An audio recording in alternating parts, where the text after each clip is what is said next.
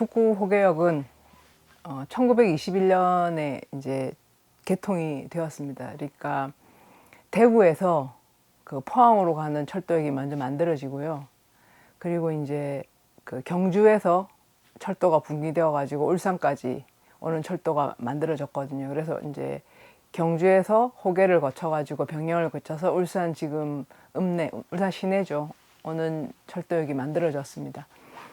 그게 만들어진 이유가 원래는 울산의 발전을 위해서는 부산하고 연결되는 게 필요하다고 생각했었어요. 부산에 거점을 둔 일본인들의 그 시기가 식민지 시기였으니까요. 중요한 발전 전략이었는데 자본을 가지고 시작을 하는 과정에서 대구에서 포항까지가 먼저 연결이 된 거예요. 그러니까는 울산이 중간에 이제 비었죠. 그래서 울산과 부산을 연결하는 철도를 만들어야 되는데 일단 대구에서 철도가 만들어졌으니까 경주와 울산을 먼저 연결하자 이렇게 되어서 21년도에 철도가 만들어졌습니다. 철도라고 하는 것은 근대적 기술, 근대적 유통의 상징이에요. 실질적으로 막강한 힘을 가지고 있습니다. 그러니까 전통적으로도 상업도 있고 유통도 있고 사람들이 이동을 하지만 그 어떤 것도 철도 유통만큼 막강한 힘을 발휘하지 못합니다. 그래서 우리가 잘 알고 있는 것처럼 철도역이 들어선 곳이 새로운 유통의 거점, 행정의 거점, 경제의 거점이 되거든요. 그래서 그렇게 따지면 이 그 강동이라든지 농소 이 지역이 울산 읍내에서 보면은 약간 그 치우쳐 있는 곳이지만 철도가 이렇게 놓임으로써 사실은 간선 도로에 연결되는 효과가 생긴 거죠. 그래서 호계역이나 이 북구 일대는 한편으로는 동천강을 따라서 철도역이 났기 때문에 동천강 유역에 평야가 있고요. 그러니까 농지가 넓게 있고, 그 다음에 농소 지역 이쪽에는 철광석이 나는 곳이고, 그 다음에 이제 남쪽으로 내려오면 태화강 연변의 연포라든지 이런 소금 생산과 연결이 되고, 이렇게 되니까 생산과 유통의 새로운 거점으로 이제 변화할 수 있는 계기가 호계역이라고 하는 철도가 들었음으로써 이제 마련된 것이고, 그래서 그 호계역 같은 경우에는 호계역 바로 앞에 지금도 호계장이 있잖아요. 호계장이 일제 시기에 생겼는데 굉장히 크게 발전합니다. 왜냐하면 역이 있으니까요. 그래서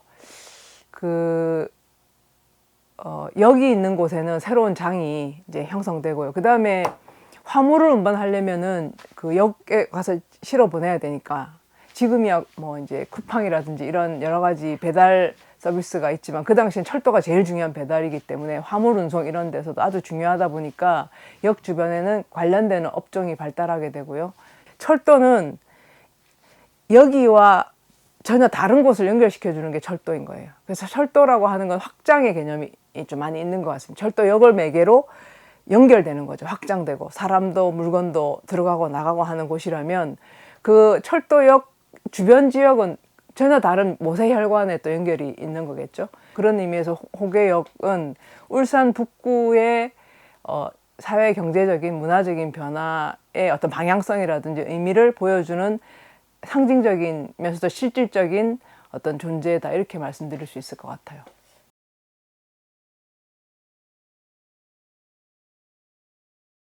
그 철도라고 하는 것은 근대를 상징하는 거잖아요. 그 근대라는 것의 본질은 뭐냐면 자연을 지배하고 정복하는 거예요.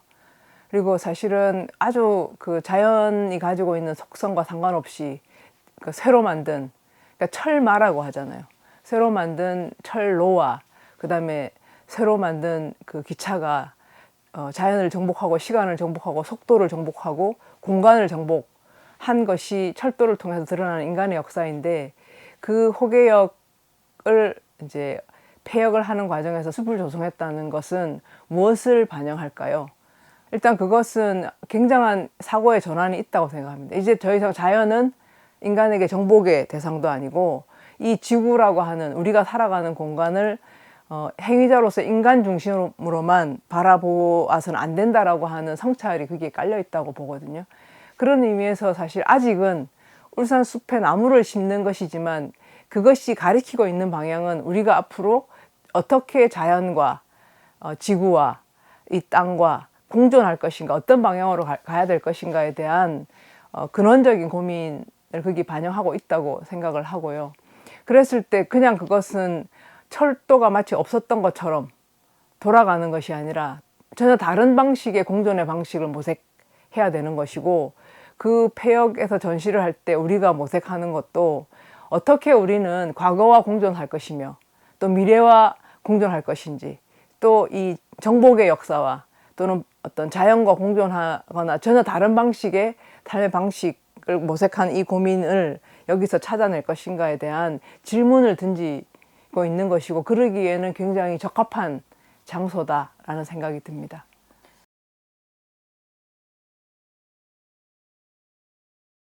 그러니까 처음 1세기 전에 100년 전에 호계역이 들어섰을 때, 그리고 이제 자동차 산업이 교통로라든지 이런 것이 지금처럼 활성화되기 전에 어떤 시기까지 이 호계역이라든가 북구를 가로지르는 이 철도 노선이라고 하는 게 그 지역 내부에 국한되는 게 아니라 울산 안에서의 교통의 간선으로서 역할을 했는데, 지금 우리가 폐역이 되고 있는 호계역을 보면 그런 상상을 하기가 어렵잖아요. 그래서 이제 이곳에서 어떤 기록을 한다, 무엇을 남긴다고 했을 때 남겨야 되는 게 뭘까?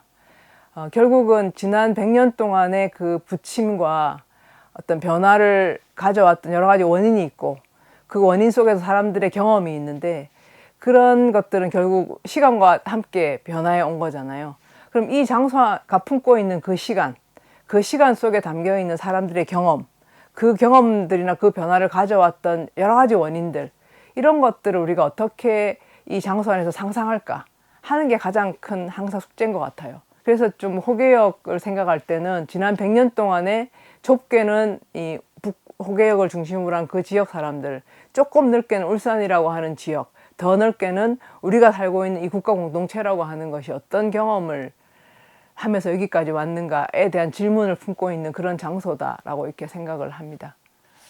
그래서 어떻게 보면은 그 철도라고 하는 것이 그 호계역이 기능을 할 때, 아직 철도역으로 쓰여졌을 때는 그런 근대의 시간이 흐르는 곳이었고, 물건과 사람과 경험이 들고 나고 하는 곳이고, 여기와 저기가 교차하는 곳이고 머무르는 곳이었다면, 여기서 하는 전시는 이제 과거에 그렇게 흘렀던 시간이 여기에 중첩이 고여 있고, 그 위에 그 시간을 다시 거슬러 올라가서 돌아보는 우리가 있고, 그 과거를 통해서 우리는 뭘 보고 싶은 거냐면 우리가 앞으로 맞이하게 될 미래의 노동과 미래의 시간과 미래의 자연에 대해서 생각해 보게 되니까, 이제 일직선으로 가던 시간이 여기서 구부러져 가지고 서로 중첩되고 교차하는 그런 장소가 되는 게 아닐까. 그러면 폐역으로서의 이 우리가 전시를 하는 이 호계역은 전혀 다른 시간, 다른 경험, 다른 방식의 어떤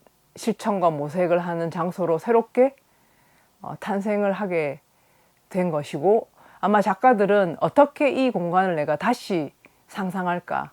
근대의 그런 일직선이고 단선적이고 표준화되고 하나로 규정하는 그런 시간이 아니라 구부러지고 교차하고 돌아갔다가 다시 미래를 향하는 그런 시간을, 여기서 그런 노동을, 그런 물질을, 또 그 관계를 어떻게 상상해야 될까에 대한 걸 작가들이 고민했다고 저는 생각하고 있습니다.